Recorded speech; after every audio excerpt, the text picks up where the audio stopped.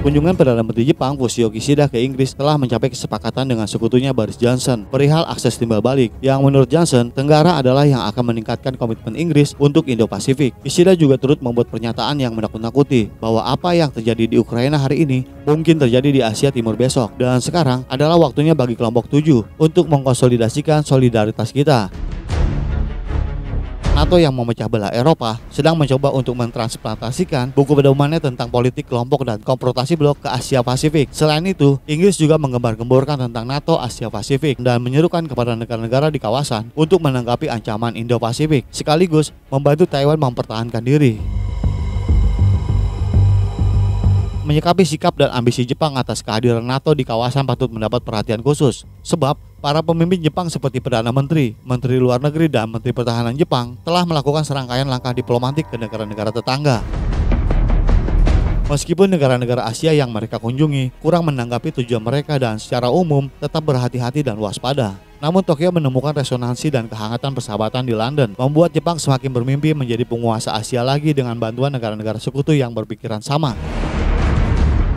Kekuatan utama yang mendorong perubahan situasi ini tidak lain adalah Amerika. Washington mendesak sekutunya untuk bertindak sejalan dengan pergeseran fokus strategisnya ke timur dalam beberapa tahun terakhir. Dan negara-negara ini bersedia bertindak sebagai antek Amerika sambil membuat perhitungan mereka sendiri. London berharap untuk menambah pengaruhnya yang menurun dengan memberi jalan bagi Washington. Sementara Jepang bermimpi untuk menghancurkan pembatasan yang diberlakukan oleh konstitusi perdamaiannya dan menghidupkan kembali militerisme dengan memanfaatkan kepentingan Amerika Serikat.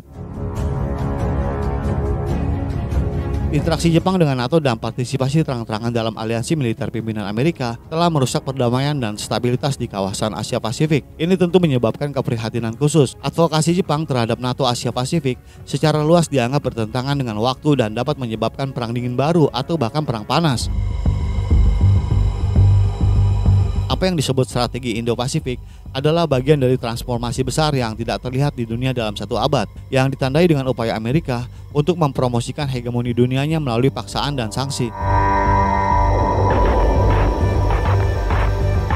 Sebagai catatan, pasukan bela diri Jepang telah lama merasakan pahit tentang kekalahannya dalam Perang Dunia Kedua dan berharap suatu hari mereka dapat mematahkan batasan konstitusi perdamaian dan berusaha menjadi negara normal, baik secara politik maupun militer.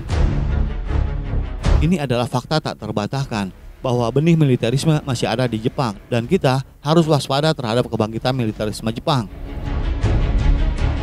Agresi kekejaman Jepang terhadap negara-negara Asia khususnya China selama Perang Dunia Kedua telah meninggalkan lembaran tragis dalam sejarah umat manusia dan penderitaan yang mendalam bagi bangsa China. Pembantaian Nanjing adalah salah satu kasus kekejaman fasis yang paling terkonsentrasi dan representatif yang dilakukan oleh militer Jepang dalam Perang Dunia Kedua, menorehkan bukti darah sejarah dari barbarisme yang membunuh umat manusia dan merusak peradaban.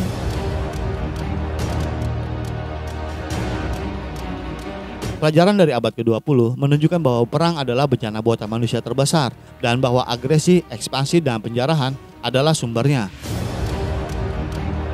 Pembangunan damai telah menjadi tema dunia, sementara Perang Asia Timur Raya yang dianjurkan oleh Hideki Tojo dan militeris Jepang lainnya telah lama tersabuk ke tong sampah sejarah. Mode operasi NATO yang menampilkan konfrontasi blok membagi negara-negara regional menjadi dua kelompok, baik anggota NATO ataupun non-anggota. Ini hanya akan menciptakan rasa tidak aman yang lebih kuat dan menyeret semua orang ke dalam paradoks dan dilema keamanan di mana mereka terus-menerus meningkatkan alarm dan permusuhan satu sama lain. NATO adalah sebuah blok militer, sama sekali bukan penangkal untuk meredakan kecemasan dan ketegangan keamanan di antara negara-negara di kawasan. Justru sebenarnya NATO itu sendiri adalah racunnya.